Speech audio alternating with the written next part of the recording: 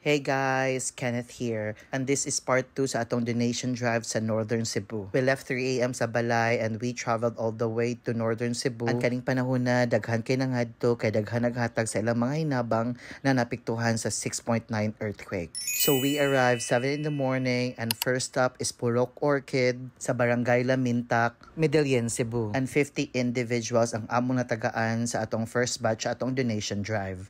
It is so overwhelming na grabe makapasalamaton ang mga tao. And while busy kaayo mi nang hatag sa mga hinabang dito sa Medellin, amazed jud mi kay grabe mismo si tatay ang naghatag. Daghang salamat Purok Talisay ug sundod na pod. Second stop is Purok Santa Cruz of Barangay Antipolo sa Medellin, Cebu. And to be honest, kanina Purok, grabe tago jud ni siya gamay and di kaayo siya maadtuan og mga hinabang. And happy sad kaayo mi kay 60 ka individuals among natagaan sa ato ang batch 1 sa donation drive. Daghang salamat Purok Santa Cruz ug pag-amping mo.